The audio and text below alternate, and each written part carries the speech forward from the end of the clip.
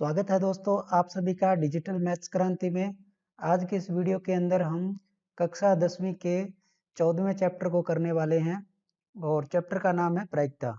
जैसा कि आप सभी जानते हैं कि इस चैप्टर के अंदर 4 अंकों जो है वो निर्धारित हैं, जिसमें से एक क्वेश्चन आपका आएगा वैकल्पिक टाइप का और एक आएगा रेगिस्तान का और एक प्रश्न आएगा लघुत्तरात्मक जो 2 नंबर का होगा।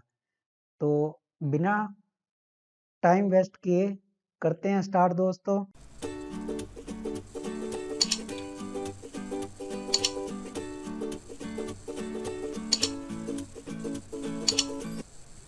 तो जैसा कि आप सभी जानते हैं कि प्रायिकता जो होती है वो एक प्रकार की क्या होती है, संभावना होती है। तो प्रायिकता को सबसे पहले हम सूत्र के माध्यम से अगर लिखना चाहे तो कैसे लिख सकते हैं। प्रायिकता बराबर आ जाएगी अनुकूल परिणाम बटा अनुकूल परिणाम बटा कुल परिणाम। कुल परिणाम तो प्रायिकता प्रायिकता का ये बेसिक फॉर्मूला है। अब इसमें आप इसको किसी दूसरे रूप से लिखना चाहो तो अनुकूल परिणाम की जगह आप अनुकूल घटना बटा कुल घटना भी लिख सकते हो। बात यहाँ समझने वाली ये है कि जिस भी किसी घटना की हमें प्रायिकता ज्ञात करनी होती है, सबसे पहले उसके पक्ष में कितने घटनाएं हैं और बटे में कुल घटनाएं आ जाती हैं या कुल परिणाम आ जाते हैं। ठीक है, सॉरी यहाँ पे ये परिमाण ना हो करके परिणाम है, परिणाम।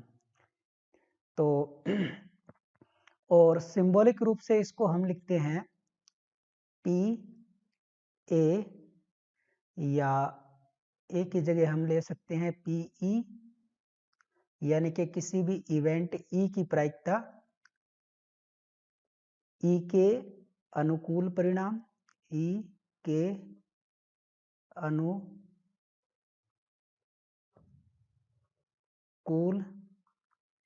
परिणाम बटा नीचे आ जाएगा आपका कुल परिणाम। अब यहाँ पे हमारे पास ये जो सूत्र बन गया, ये ई कोई हमारे पास घटना है, उस घटना के घटित होने का ये सूत्र है हमारे पास। तो अब मान लो कोई घटना ई घटित नहीं होती है तो उसको हम किससे लिख सकते हैं, पी ई के ऊपर इस प्रकार से बार लगा देते हैं। इसका मतलब क्या है, घटना ई के नहीं घटित होने की प्रायिकता है। और ये क्या होगा, इसका सूत्र देखेंगे तो इसका सूत्र आ जाएगा घटना ई के घटित नहीं होने के अनुकूल परिणाम और बटे में कुल परिणाम। या इसको हम ऐसे भी निकाल सकते हैं कि 1 माइनस पी ई, यानी कि एक हमारे पास टोटल संभावना है और उसमें से पी ई यानी कि ई घटना के घटित होने की संभावना को एक में से हम कम कर देंगे तो वो घटना घटित नहीं होने की प्रायिकता हमारे पास आ जाएगी। इसकी सहायता से हम ये देख सकते हैं कि किसी घटना के घटित होने यानी कि पीई प्लस पीई नोट, इन दोनों का जोड़ हमेशा क्या आता है, एक आता है। तो ये हमारा एक सूत्र हो गया। ठीक है, जैसे आपको इसके अंदर 100 टाइप का क्वेश्चन मिलना है तो मान लो सपोज करो आपको वो क्वेश्चन दे देगा कि यदि किसी घटना ई के घटित होने की प्रायिकता आपको बता देगा कि 0.1 है तो ई घटना के नहीं घटित होने की प्रायिकता ज्ञात करो। तो हमें क्या ज्ञात करना होगा, पी ई नोट, ये ज्ञात करना होगा। तो ये हम कैसे ज्ञात करेंगे, 1 माइनस पी ई, इस प्रकार से। तो एक में से जब माइनस करेंगे 0.1 तो आपको वो घटना कितनी मिल जाएगी, 0.9। ये पीई नोट की घटना हो जाएगी। ठीक है, इस प्रकार से इसका जो छोटा क्वेश्चन है वो हमारे पास बन सकता है। अब हम बात करते हैं कि हमारी जो घटना या प्रायिकता पीई है, इसका मान कहाँ से लेके कहाँ तक हो सकता है। तो इसका जो मान होता है वो हमेशा एक तो लेस देन इक्वल टू होता है 1 और ग्रेटर देन इक्वल टू होता है 0। यानी कि किसी भी प्रायिकता का जो मान है कम से कम मान उसका 0 हो सकता है या बड़े से बड़ा मान उसका 1 हो सकता है। प्रायिकता का मान कभी भी 1 से बड़ा नहीं होगा और कभी भी 0 से कम यानी कि ऋणात्मक संख्या नहीं होगी। ये भी आपको न्यू टाइप के अंदर क्वेश्चन आ सकता है कि प्रायिकता आपको वो कह देगा कि नीचे दिए गए विकल्प में से ये बताओ कि कौन सी प्रायिकता नहीं हो सकती। तो हो सकता है उसमें कोई नेगेटिव दे दे या 1 से कोई बड़ा मान दे दे, है ना। तो इस प्रकार इसको हमें ध्यान रखना है। तो अब इसमें जो प्रायिकता की जो रेंज आई है 0 से लेके 1, तो उसमें आपको एक शॉर्ट क्वेश्चन ये भी बन सकता है कि जिस घटना की प्रायिकता 0 होती है यानी कि वो घटना कभी घटित नहीं हो सकती, उस घटना को हम बोलते हैं अनिश्चित घटना। अनिश्चित घटना। अब ये अनिश्चित घटना किस टाइप से हो सकती है कि मान लो आपके पास एक मटका है, उस मटके के अंदर मान लो कोई बॉल रखी हुई है, ठीक है। अब उन बॉल में मान लो रेड बॉल है और व्हाइट बॉल है। ये 2 रेड और एक व्हाइट बॉल है। अब आपको ये बोला जाए कि इस मटके में आपको बिना देखे हुए कोई यादृच्छा एक बॉल का चुनाव करना है, तो इसमें से ब्लैक बॉल आने की प्रायिकता बताओ कितनी होगी। यानी कि हमें प्रायिकता निकालनी है कोई ब्लैक बॉल की, ठीक है। क्योंकि इसके अंदर ब्लैक बॉल है ही नहीं, तो उसके अनुकूल कितने हो गए 0 और बटे में कुल कितनी बॉल हैं 3। तो इसका मतलब जो ब्लैक बॉल आने की प्रायिकता कितनी होगी 0 हो गई। तो हम कह सकते हैं कि ब्लैक बॉल आने की जो घटना है वो एक तरह से अनिश्चित घटना है। ये आपको समझ में आ गया होगा। यहाँ पे मैंने एक वर्ड यूज किया यादृच्छिक। यादृच्छिक का क्या मतलब होता है? यादृच्छिक का ये मतलब होता है कि जब भी हम प्रायिकता को उपयोग में ले रहे हैं तो उसमें यादृच्छिक वर्ड आपको कई बार सुनने के लिए आएगा। इसका इतना मतलब होता है कि जो भी हम मतलब प्रेक्षण कर रहे हैं उसके अंदर जो भी हमारी, जैसे इस ऊपर वाले केस के अंदर हमारे पास ये बॉल थी, तो यादृच्छिक का मतलब ये है कि इसमें हम बिना देखे, ठीक है, या इस प्रकार से हम पक्षपात न करें किसी प्रकार का। जैसे ये जो 2 रेड बॉल हैं और एक व्हाइट बॉल है, उसको हम बिना देखे ये ना बता सकें कि कौन सी रेड है और कौन सी व्हाइट है। उदाहरण के लिए अगर मान लो आपकी जो व्हाइट बॉल है उस व्हाइट बॉल का साइज अगर कम होता और रेड बॉल का साइज अगर बड़ा होता, तो इसको देखो हम बिना देखे हाथ से जब इस गेंद को बाहर निकालेंगे तो आप खुद आइडिया लगा सकते हो कि इसमें हमें ये पता चल जाएगा कि व्हाइट वाली छोटी है तो छोटे वाली निकाल सकते हैं, अगर रेड वाली निकालनी है तो बड़ी है तो बड़े में से निकाल सकते हैं। तो ये जो होगा ये यादृच्छिक नहीं होगा, यानी कि इसमें एक तरह का पक्षपात हो जाएगा। तो ऐसा पक्षपात नहीं होना चाहिए, ठीक है। यादृच्छिक इसी बात को दर्शाता है कि जो भी हम प्रायिकता के अंदर जो प्रेक्षण कर रहे हैं, ठीक है, उसमें किसी भी प्रकार का भेदभाव नहीं होना चाहिए। तो यहाँ मैंने आपको समझाया अनिश्चित घटना। अनिश्चित घटना वो होती है जिसकी प्रायिकता 0 होती है। अब दूसरा बात करते हैं कि किसी घटना की प्रायिकता मान लो 1 है, तो उस घटना को एक स्पेशल नाम दिया है, वो होगी निश्चित घटना। निश्चित घटना। तो इसका आइडिया आप खुद लगा सकते हो कि एक मटके के अंदर सारी अगर रेड बॉल ही हैं तो उसमें से निकलने वाली जो बॉल होगी वो तो रेड ही निकलेगी, है ना। जैसे मान लो इसके अंदर ये रेड है और दूसरी बॉल भी रेड है और तीसरी बॉल भी रेड है, तो इसमें से कोई बॉल निकालेंगे तो रेड बॉल के अनुकूल घटनाएं कितनी है? 3। टोटल कितनी है? 3। 3 को 3 से डिवाइड करेंगे तो प्रायिकता कितनी आ जाएगी? 1 आ जाएगी। इसका मतलब इस मटके में से रेड बॉल निकलना तो निश्चित ही है, इसलिए जिस घटना की प्रायिकता 1 होती है उसको हम क्या बोलते हैं? निश्चित घटना। अब हम बात करते हैं कुछ विशेष प्रकार के प्रश्न, जैसे नंबर 1 सिक्के से संबंधित जो प्रायिकता के क्वेश्चन बनते हैं उसकी बात करते हैं। सिक्का आप सभी जानते हैं कि एक सिक्के के 2 पहलू होते हैं, ठीक है, जिसमें एक हेड होता है और एक टेल होता है। तो इसमें क्वेश्चन किस प्रकार से पूछा जाता है कि मान लो एक सिक्के को जब उछाला जाता है तो हेड आने की प्रायिकता कितनी होगी, यानी कि P ऑफ हेड, हेड आने की प्रायिकता। अब आप जानते हो कि सिक्के के उछाल के अंदर हेड के अनुकूल घटना कितनी है? 1 है और टोटल घटनाएं कितनी है? 2 है। तो इसका मतलब हेड आने की संभावना कितनी होगी? 1/2, यानी कि 50% चांस है कि हेड आ सकता है और 50% चांस है कि टेल आ सकता है। ये तो हुआ सिंपल टाइप का क्वेश्चन जिसमें सिक्का जो है वो एक बार उछाला जा रहा है। अब इसमें आपको क्वेश्चन इस प्रकार का भी दिया जा सकता है कि एक सिक्के को 2 बार उछाला जाए या 2 सिक्कों को एक साथ उछाला जाए।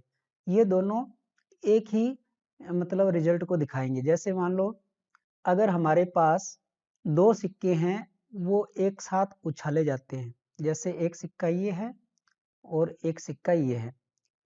2 सिक्कों को जब उछाला जाए तो क्या आ सकता है हमारे पास? हमारे पास जो S बनेगा, यानी कि S एक समुच्चय बनेगा। S फोर समष्टि होता है, ठीक है, सैंपल स्पेस जिसको हम कहते हैं। अब इसमें कौन कौन से आ सकते हैं? जैसे पहले सिक्के पे मान लो हेड आ गया, दूसरे सिक्के पे भी हेड आ गया, दोनों पे हेड हेड आ सकता है। या क्या हो सकता है कि पहले सिक्के पे हेड आ जाए और दूसरे पे टेल आ जाए। या इसके उल्टा हो सकता है कि पहले सिक्के पे हेड टेल आ जाए और दूसरे पे हेड आ जाए। या फिर ये हो सकता है कि दोनों सिक्कों पर ही टेल टेल आ जाए। तो यहाँ हमने देखा कि हमारे जो समुच्चय बना, यानी कि जो सैंपल स्पेस बना, उसके अंदर हमारे पास कुल 4 परिणाम जो है वो आ सकते हैं। अब इसमें आपसे क्वेश्चन क्या पूछा जाएगा? क्वेश्चन इस प्रकार से बहुत सारे बनते हैं इसमें, जैसे दोनों हेड आने की प्रायिकता ज्ञात करो, दोनों हेड आने की प्रायिकता ज्ञात करो, इस प्रकार से क्वेश्चन बन सकता है। तो आप इसमें खुद देख सकते हो कि इसको हम इस घटना को अगर हम मान लो E से डिनोट करें तो इसकी जो प्रायिकता क्या होगी? अब देखो हेड आने के अनुकूल सिर्फ ये एक ही परिणाम है, तो इसका मतलब एक ऊपर और टोटल 4 है, तो 4 नीचे, 1/4 हमारा क्या हो जाएगा? उत्तर हो जाएगा। अब दूसरा, इसमें अगर आपको क्वेश्चन पूछना चाहे तो वो ऐसे भी पूछ सकता है कि कम से कम एक हेड आने की प्रायिकता ज्ञात करो। इसमें क्या करना होता है कि सबसे पहले आपको जो क्वेश्चन पूछा जा रहा है उसको ध्यान से समझना होता है। इसमें क्या बोल रहा है? कम से कम एक हेड आने की प्रायिकता, कम से कम ये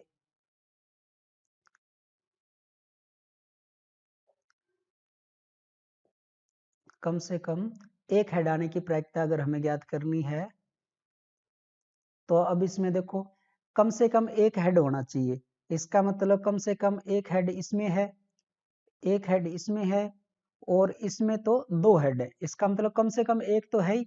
इसका मतलब अनुकूल परिणाम हमारे कितने हो गए? 3, और बटे में कुल परिणाम जो है वो 4। तो हमारा ये आंसर हो जाएगा। तीसरा इसमें और क्वेश्चन बन सकते हैं कि अब ये घुमा फिरा के इसको टेल में पूछ सकता है ना, कि 2 टेल आने की प्रायिकता या अधिक से अधिक एक टेल आने की प्रायिकता। मान लो वो आपसे पूछ ले कि अधिक से अधिक एक टेल आने की प्रायिकता। अब इसका मतलब ये है अधिक से अधिक, यानी कि मैक्सिमम एक ही टेल होना चाहिए, कम भी हो सकता है। कम का मतलब शून्य भी हो सकता है। आपको इसको अधिक से अधिक और कम से कम को कैसे समझना है कि मान लो अधिक से अधिक, इसका मतलब ये हमारे पास एक रेंज है, इस रेंज से ऊपर हम नहीं जा सकते, इसके नीचे नीचे रहना है। और यहाँ होता है कम से कम, कम से कम। कम से कम का मतलब ये हमारे पास बाउंड्री है, इसके नीचे हम नहीं जा सकते, इसके ऊपर ऊपर हमें रहना होता है। ठीक है, तो जैसे मान लो इसमें बोला है कि अधिक से अधिक एक टेल आना चाहिए, तो अधिक से अधिक एक ही टेल होना चाहिए, 2 टेल नहीं हो सकते। अब एक टेल होना चाहिए, इसका मतलब एक टेल भी हो सकता है और 0 टेल भी हो सकते हैं। तो आप इसमें खुद देखो, अब एक अधिकतम इसमें एक टेल है, अधिकतम इसमें एक टेल है और इसमें 0 टेल है। इसका मतलब इसके अनुकूल कितने परिणाम हो गए? अनुकूल परिणाम इसमें हो गए 3 और बटे में कुल परिणाम हो गए 4। ये बात आपको समझ में आई या नहीं आई? देखो, अनुकूल परिणाम में ये हेड हेड वाला आ गया, हेड टेल वाला आ गया और टेल हेड वाला आ गया। ये 3 परिणाम जो है ये क्या दिखा रहे हैं? अधिकतम इसमें एक टेल है, अधिकतम एक टेल है का मतलब मान लो इसमें एक ही टेल है, इसमें एक ही टेल है, इसमें टेल नहीं है, टेल 0 टेल वाला भी इसके अंदर आएगा। ये बात मैं आपको यहाँ पे समझाना चाहता हूँ। तो उम्मीद करता हूँ कि ये चीज आपको इतनी समझ में आ गई है। अब यहाँ पे एक छोटा सा और, कि जैसे मान लो मैंने यहाँ पे 2 सिक्कों को टॉस किया, ठीक है, अगर क्वेश्चन को आपको घुमा फिरा के 3 सिक्कों के लिए दे दे, हालांकि वो 3 सिक्के का नहीं देगा, फिर भी हमारी नॉलेज के लिए हम इसको देखना चाहें तो आप इसको इस तरीके से, जो कुल परिणाम निकलते हैं उसको आप कैसे निकाल सकते हो? जो कुल हमारे परिणाम होते हैं, कुल परिणाम वो डिसाइड होते हैं कि जैसे एक सिक्के के मान लो 2 पहलू हैं, एक हेड है और एक टेल है, तो 2 पहलू हैं, ठीक है। जब सिक्का एक बार उछाला जाएगा तो इसकी पावर होती है 1, यानी कि कुल 2 परिणाम बनते हैं। इसी प्रकार से जब 2 पहलू वाला कोई सिक्का है और उसको 2 बार उछाला जाता है, तो 2 की घात 2 यानी कि 2 गुणा 2 बराबर कितने रिजल्ट बनते हैं? 4 रिजल्ट बनते हैं, जो कि आपके सामने है। ये आप देख सकते हो, ये वाले रिजल्ट 4 रिजल्ट आपको दिखाई दे रहे हैं। और इसी प्रकार से मान लो आपके पास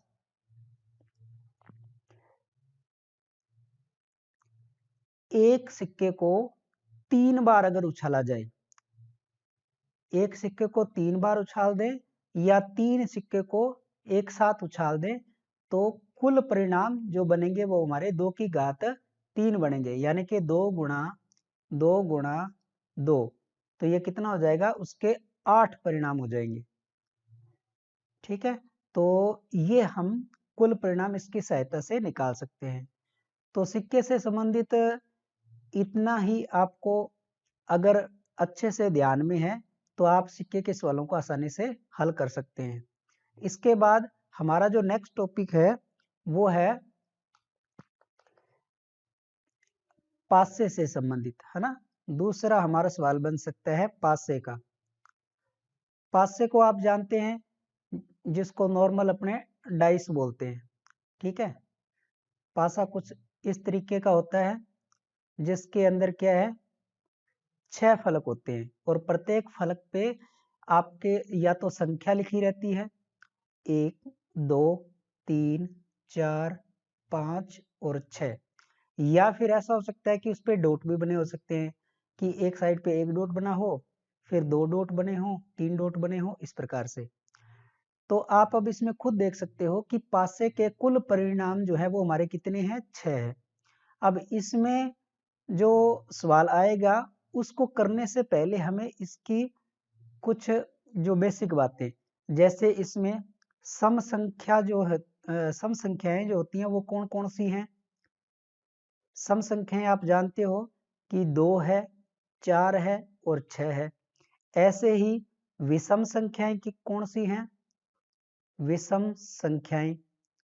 विषम संख्याएं आप जानते हो कि इसके अंदर 1 है, 3 है और 5 है। तो सम संख्या आने की प्रायिकता अगर वो पूछेगा पीई, तो अनुकूल परिणाम कितने हैं, 3 बटे में कुल परिणाम 6, तो 3 के पहाड़े से इसको काटेंगे तो उत्तर क्या आ जाएगा, 1/2। इसी प्रकार से इसका आंसर भी आ जाएगा 1/2। और इसमें आ सकता है अभाज्य संख्याएं। अभाज्य संख्याएं, तो सबसे पहले आपको ये पता होना चाहिए कि अभाज्य संख्याएं कौन सी होती हैं। अभाज्य संख्याएं वो संख्याएं होती हैं जिसमें देखो कोई भी संख्या हो उसमें एक का और समय का तो भाग जाता ही जाता है, उसके अलावा किसी अन्य और संख्या का भाग, ठीक है, चला जाए, वो होती है भाज्य संख्या। और अभाज्य संख्या में केवल 2 जनों का ही भाग जाता है, एक खुद का जाता है और एक का जाता है। और रही बात एक की, उस एक में क्या होता है कि वो एक से भी भाजित हो रहा है और खुद भी क्या है, वो एक ही है। तो इसका मतलब ये कुल मिला के एक जने से ही डिवाइड हो रहा है, इसलिए यहाँ पे एक को न तो भाज्य माना गया है और न ही अभाज्य माना गया है। ये बात आपको अच्छी तरह से पता होनी चाहिए, ठीक है। तो अभाज्य संख्याएं इसमें कौन कौन सी हैं, अभाज्य संख्याएं हैं इसमें 2, फिर 3 और 5। तो अभाज्य संख्याओं की प्रायिकता भी आपको अब पता चल जाएगी, कितनी आएगी, 3/6, यानी कि 1/2 हमारा उत्तर होगा। अब इसके बाद फिर आ गया भाज्य संख्या। तो भाज्य संख्या अभी हमने देखा कि भाज्य संख्या के लिए कम से कम 3 जनों का भाग जाना चाहिए। एक को तो हम न तो भाज्य मानते हैं और न ही अभाज्य मानते हैं। इसका मतलब फिर हमारी भाज्य संख्याएं कौन कौन सी होगी, 4 और 6, ये 2 संख्याएं हमारी भाज्य संख्या होगी। अब इसकी प्रायिकता निकालनी हो, यानी कि भाज्य संख्या आने की प्रायिकता, तो वो हो जाएगी 2/6, तो 1/3 हमारे पास ये उत्तर आ जाएगा। तो पासे से संबंधित ये कुछ संख्याएं हैं, इन संख्याओं का यानी कि हमें नॉलेज रहना चाहिए, क्योंकि इसी से घुमा फिरा के वो क्वेश्चन पूछ सकता है कि यदि किसी पासे को चला जाता है तो उसे सम संख्या आने की प्रायिकता ज्ञात करो, विषम संख्या आने की प्रायिकता ज्ञात करो, इस प्रकार से वो पूछ सकता है। अब बात आती है कि जब एक पासा उछाला जाता है तो उसके 6 परिणाम होते हैं, लेकिन अगर पासे आपको 2 उछालने के लिए कह दे तो जैसा हमने सिक्के वाले के अंदर देखा कि उसमें सिक्के के परिणाम कितने होते हैं, 2 होते हैं, ठीक है। तो जितने पासे ये जितने सिक्के वो उछालने को बोलते हैं उसको हम क्या कर देते हैं, उसके घात में कर देते हैं। इसी प्रकार से पासे के अंदर जो हमारे रिजल्ट होते हैं, यानी कि इसकी कुल परिणाम अपने देखना चाहे, समष्टि के कुल अवयव देखना चाहे, तो वो कैसे बनेंगे उसको मैं आपको बता रहा हूँ। कि जैसे मान लो कुल परिणाम इसमें देखना चाहें तो ये आपका पासा होता है, उसके 6 रिजल्ट होते हैं।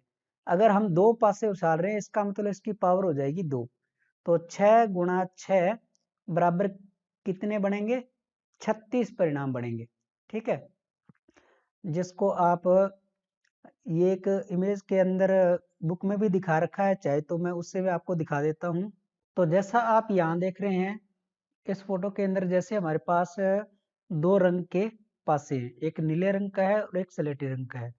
तो यहाँ पे जो स्लेटी रंग के हैं उसके 1 2 3 4 5 6 रिजल्ट ये दे रखे हैं, और नीले रंग के ऊपर से नीचे की तरफ दे रखे हैं। जब ये दोनों पासों का रिजल्ट आएगा वो यहाँ पे युग्म के अंदर यानी कि पेयर के अंदर आपको दिखा रखा है। जैसे मान लो नीले पे 1 आया और स्लेटी पे 1 आया तो 1,1 रिजल्ट हो गया। फिर इसी प्रकार से 1,2 हो गया। ऐसे करते करते ये 6 रिजल्ट इधर बन गए और 6 ही ऐसे बन गए। तो 6 गुणा 6 कुल मिला के कुल कितने हमारे पास रिजल्ट बन गए? ये हमारे पास हो जाते हैं 36 रिजल्ट। ठीक है। अब इसमें वो क्वेश्चन किस प्रकार से दे सकता है? इसमें बहुत सारे क्वेश्चन बनते हैं। जैसे वो कह दे कि अंकों का योग 7 होना चाहिए। मान लो आपको इस प्रकार से क्वेश्चन दिया जाए कि दो पासों को एक साथ उछालने पर यदि अंकों का योग 7 आए, अंकों का योग 7 आए तो उसकी प्रायिकता ज्ञात करो। ठीक है। तो यहाँ पे एग्जाम्पल के अंदर अपने को दिखाया गया है कि 7 जो है वो कहाँ कहाँ आ सकता है। 1 के साथ 6 आएगा तो 7 बनेगा, 2 के साथ 5 आएगा तब 7 बनेगा, या फिर 3 के साथ 4 आएगा तो 7 बनेगा, या 4 के साथ 3 या 5 के साथ 2। तो कुल मिला के अनुकूल परिणाम कितने आ रहे हैं? 1 2 3 4 5। तो इसकी प्रायिकता हमारे पास कितनी हो जाएगी? ये हमारे पास हो जाएगी,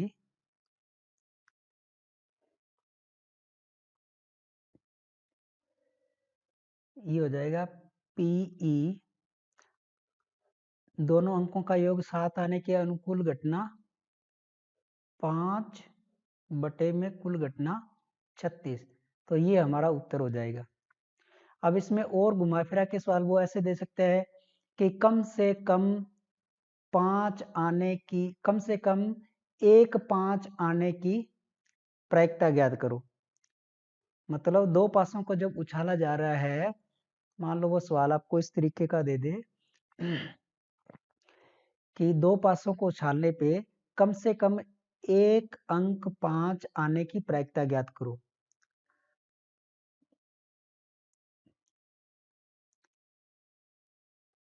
कम से कम 1 5 आने की प्रायिकता अपने को निकालनी है। ठीक है। तो देखो कम से कम 1 5 आने का मतलब ये हुआ कि अब इस डायग्राम के अंदर ध्यान से देखोगे तो आपको दिखेगा कि देखो एक तो आपके पास ये जो 5 वाली रो है, ठीक है, इसको मैं थोड़ा सा हाईलाइट कर देता हूँ। एक तो हमारे पास ये जो 5 की रो है इसके अंदर हमें 5 मिलेगा। 1 5 हमें कहाँ मिलेगा? 1 5 हमें इस रो के अंदर मिलेगा। आपको दिखाई दे रहा है? ठीक है। तो ये देखो कितने 5 होंगे? 1 2 3 4 5 6। मान लो इस आड़ी रो के अंदर हमें 6 जगह 5 मिलेगा, और इस खड़ी रो के अंदर देखें तो एक ये हो गया, 2 3 4, और ये तो पहले गिना गया तो ये नीचे वाला हो जाएगा 5। तो 5 और 6 कुल मिला के हमारे पास 11 परिणाम आ जाएंगे। यानी कि कम से कम 1 5 आने के अनुकूल घटना कितनी हो गई? 11। और कुल घटनाएं कितनी हैं? 36। तो ये हमारा उत्तर हो जाएगा। अब मान लो इसी सवाल को वो ये ऐसे भी कह सकता है कि 5 नहीं आने की प्रायिकता ज्ञात करो। ये घटना मान लो हमारी जो पीई है, अब पीई नोट हमें निकालनी है। सवाल आपके पास ऐसा हो सकता है कि 5 न आने की प्रायिकता बताओ। 5 न आने की प्रायिकता, तो इसका मतलब वो पीई नोट कह रहा है। तो हम क्या करेंगे, 1 माइनस पीई को घटा देंगे। तो 1 में से 11/36 घटाएंगे, यहां से ले लेंगे लघुत्तम। तो 36 माइनस 11 ये हो जाएगा 25/36। इस प्रकार से हमारा आंसर हो सकता है। तो दोस्तों इसके अंदर हमने एक तो सिक्के से संबंधित क्वेश्चन, एक पासे से संबंधित क्वेश्चन पढ़ लिए। अब हमारे पास नेक्स्ट टॉपिक बचता है कि ताश से संबंधित। ताश आप लोगों ने सभी ने देखी होगी कि उसके अंदर कुल मिला के 52 पत्ते होते हैं, ठीक है। जैसे एक पत्ता होता है हुक्म का, एक होता है चिड़ी का, एक होता है ईंट का, और एक होता है पान का। ये कुल मिला के 4 तरीके के पत्ते होते हैं, ठीक है। इसमें लिखा होता है जैसे ये 1 2 3 ऐसे चलते चलते ये आ जाएगा आपका 1 2 3 नहीं, बल्कि इसको ऐसे लिखते हैं। ये हो गया इक्का, फिर किंग, फिर हो गया क्वीन, और फिर जे, और उसके बाद 10 9 8 ऐसे चलते चलते ये 2 तक चलते हैं, ठीक है। सेम इसी प्रकार के पत्ते इधर भी होंगे, ठीक है। इक्का, किंग, क्वीन, जे, फिर 10 9 8 और ये 2, फिर इक्का, किंग, क्वीन, जे, 10 9 8 और ये 2 तक, और पान के भी इसी प्रकार से होंगे। तो कुल मिला के 13 पत्ते इसके हो गए, 13 इसके हो गए, और 13 इसके, और 13 इसके। कुल पत्ते हमारे पास होते हैं 52, ठीक है। अब इसमें आपको जैसे हमने पासे के अंदर देखा जो विभिन्न संख्याएं होती हैं उसमें सम संख्याएं, विषम संख्याएं, अभाज्य संख्याएं, भाज्य संख्याएं, क्योंकि क्वेश्चन उसी के अंदर ही घुमा फिरा के पूछा जाता है। तो आपको इसके अंदर ये पता होना चाहिए कि ये जो आपके पत्ते हैं, ठीक है, जैसे हुक्म का और जो चिड़ी का पत्ता है, ठीक है, ये जो पत्ते होते हैं ये काले रंग के होते हैं। इनका रंग कैसा होता है, काला होता है, ठीक है। और जो आपके ईंट और पान के जो पत्ते होते हैं वो कौन से कलर के होते हैं, वो लाल कलर के होते हैं, लाल रंग के ये वाले दोनों पत्ते, ठीक है। अच्छा, यानी कि वो इस तरीके से पूछ सकता है कि एक अच्छी तरह से फेंटी गई ताश में अगर हमें एक पत्ता निकालना हो तो लाल रंग के पत्ते आने की प्रायिकता कितनी होगी।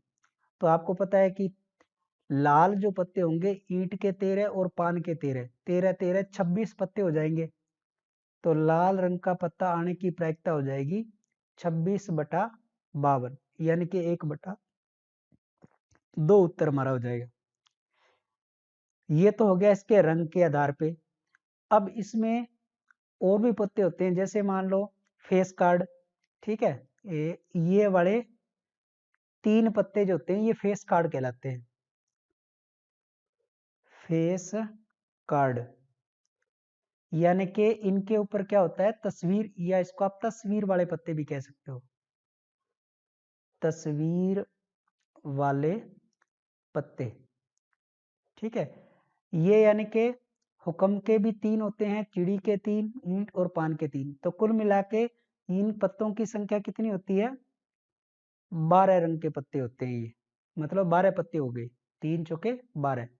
उसके अलावा ये इक्का, किंग, क्वीन और जोकर, ये जो 4 पत्ते हो गए, ठीक है, ये 4 पत्ते दरबारी पत्ते कहलाते हैं, दरबारी पत्ते, यानी कि ये दरबार में रहने वाले पत्ते हैं। तो दरबारी पत्ते प्रत्येक के 4 4 होते हैं, तो इनकी संख्या कितनी हो जाएगी, इनकी संख्या हो जाएगी 4 चौके 16, ठीक है। बाकी जो हैं वो आप इसमें से आसानी से देख सकते हो। तो इसमें हमें सबसे पहले इन पत्तों की थोड़ी बहुत जानकारी होनी चाहिए कि वो क्वेश्चन मान लो किसी भी प्रकार का पूछ ले तो हमें उसके पत्तों की संख्या अगर पता है तो हम आसानी से ताश वाले क्वेश्चन को भी हल कर सकते हैं। तो दोस्तों उसके बाद हम एक्सरसाइज के कुछ सवाल देख लेते हैं। जैसे कि इसमें आपको पता है कि क्वेश्चन कौन कौन सा आने वाला है। एक तो ऑप्शन टाइप का आएगा, वैकल्पिक टाइप का, फिलिंग द ब्लैंक्स का और लघुत्तरात्मक टाइप का। तो ये जो फिलिंग द ब्लैंक्स के क्वेश्चन है ये तो हम अच्छी तरह से कर ही लेते हैं, क्योंकि हो सकता है इसी में से कोई एक आधा आ जाए। ठीक है, तो जैसे पहला क्वेश्चन दे रखा है इसने कि घटना ई की प्रायिकता प्लस घटना ई नहीं की प्रायिकता, यानी कि किसी घटना के घटित होने और नहीं होने की प्रायिकता का योग कितना होगा, है ना। तो यहाँ आपको पता है कि इसका आंसर कितना आएगा, इसका आंसर हमारे पास आएगा 1। तो यहाँ पे जो पहला फिलिंग द ब्लैंक्स है इसमें हम लिख देंगे 1। अब दूसरा है उस घटना की प्रायिकता जो घटित नहीं हो सकती, उस घटना की प्रायिकता कितनी होती है, 0। और ऐसी घटना कहलाती है अनिश्चित घटना, अनिश्चित घटना। और उस घटना की प्रायिकता जिसका घटना निश्चित है उसकी प्रायिकता कितनी होती है, 1 होती है। और ऐसी घटना क्या कहलाती है, निश्चित घटना कहलाती है। ये जो हमने शुरू में पढ़ा वही आ गया। किसी प्रयोग की सभी प्रारंभिक घटनाओं की प्रायिकताओं का जोड़, यानी कि जितनी सारी घटनाएं हैं उन सारी घटनाओं को अगर आपस में हम जोड़ें तो उसका योग कितना आता है, 1 आता है। और किसी घटना की प्रायिकता 0 से बड़ी या उसके बराबर तथा 1 से छोटी या उसके बराबर होता है। तो प्रायिकता की रेंज हमने देखी है। ठीक है, उसके बाद यहाँ पे नीचे कुछ सांप्रायिक घटनाओं के बारे में बताया गया है। तो सांप्रायिक घटनाएं कौन सी होती हैं, ये मैं आपको यहाँ पे बता देता हूँ कि सबसे पहले हमें सांप्रायिक घटना का मतलब ये देखना होता है कि उसमें किसी प्रकार का कोई पक्षपात या वो किसी चीज पे डिपेंड तो नहीं कर रही, वो देखना होता है। ठीक है, जैसे मान लो ये इसने यहाँ पे दिया है, एक कार ड्राइवर कार चलाने का प्रयत्न करता है। एक कार ड्राइवर कार चलाने का प्रयत्न करता है, कार चलना प्रारंभ हो जाती है या कार चलना प्रारंभ नहीं होती है। अब इसको आप ध्यान से समझो कि मान लो ये कार चलना शुरू हो जाएगी या नहीं होगी, ये किस पर डिपेंड करेगी, ये ड्राइवर के ऊपर डिपेंड करेगी। कि मान लो जो कार चलाना जानता है वो कार को चला सकता है, ठीक है, और जो नहीं जानता वो कार को नहीं चला सकता। या कार पे भी डिपेंड हो सकता है कि कार सही है या कार जो है वो खराब है। तो इसका मतलब ये अलग अलग उस पर डिपेंड कर रही है ना। ऐसा नहीं है कि कोई भी आके इसको चलाने की कोशिश करेगा चलेगी या नहीं चलेगी। तो ये सांप्रायिक घटना नहीं है। जैसे मान लो सिक्का है, उस सिक्के को आप चाहे आप उछालो, चाहे मैं उछालूं, चाहे कोई भी उछाले, उसके रिजल्ट जो है वो हेड टेल आने के 50-50 चांस है। तो इस प्रकार से ये जो घटना है कार चलाने वाली, ये सांप्रायिक घटना जो है वो है नहीं है। ठीक है, एक खिलाड़ी बास्केटबॉल को बास्केट में डालने का प्रयत्न करती है, वह बास्केट में बॉल डाल पाती है या नहीं डाल पाती है, ये भी सांप्रायिक घटना नहीं है। क्योंकि ये डिपेंड कर रही है किसके ऊपर, जो बास्केट में खिलाड़ी जो बॉल डाल रहा है उसके ऊपर डिपेंड कर रहा है। अगर वो अच्छा खिलाड़ी है तो वो उसमें डाल देगा, और कोई जो बिल्कुल नहीं जानता खेलना वो कैसे डाल पाएगा। तो ये भी एक तरह से सांप्रायिक घटना नहीं है।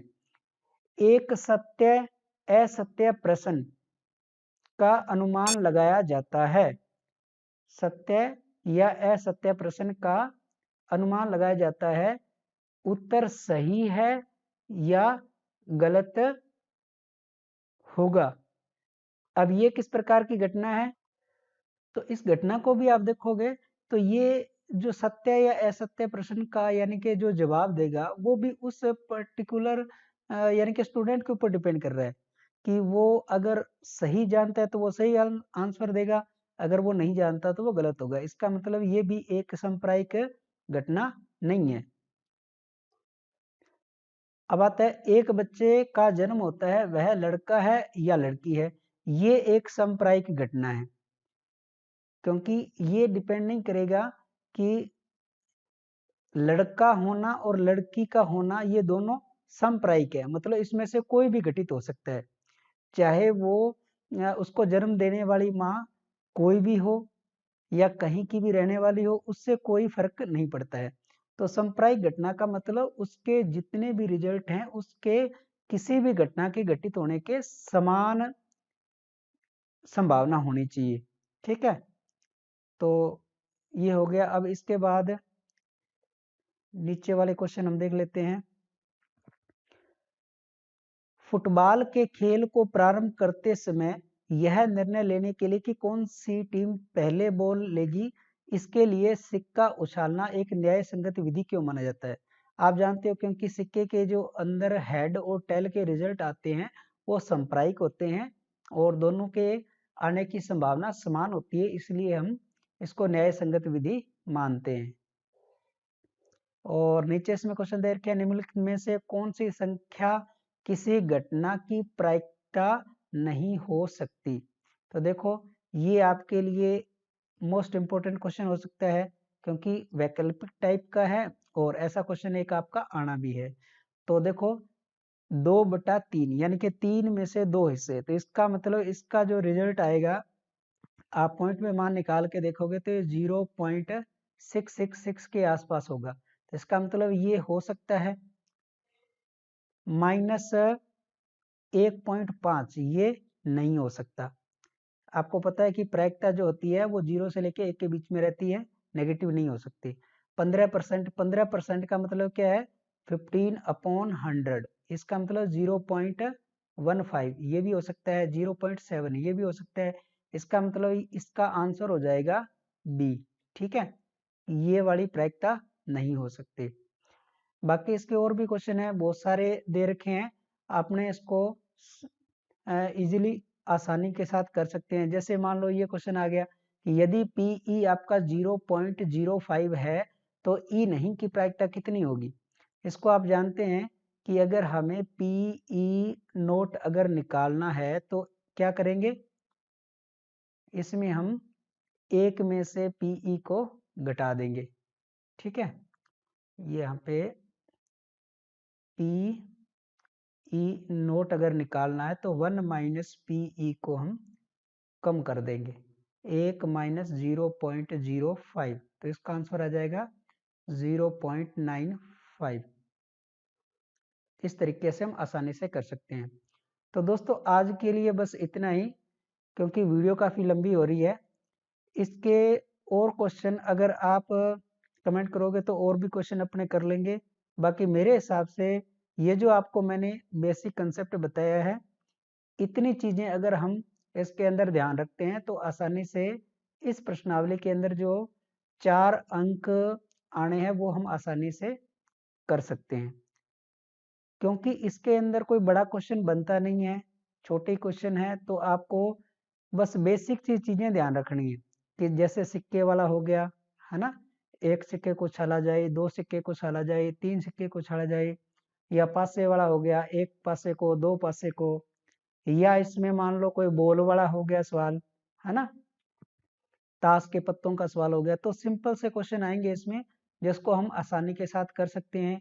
जैसे इसमें क्वेश्चन नंबर ये यहाँ पे 8 दे रखा है कि एक थैले में 3 लाल और 5 काली गेंदें हैं। इस थैले में से एक गेंद यादृच्छा निकाली जाती है, तो इसकी क्या प्रायिकता है कि गेंद लाल हो? तो लाल गेंद की प्रायिकता निकालनी है, तो लाल गेंद के अनुकूल घटना कितनी है?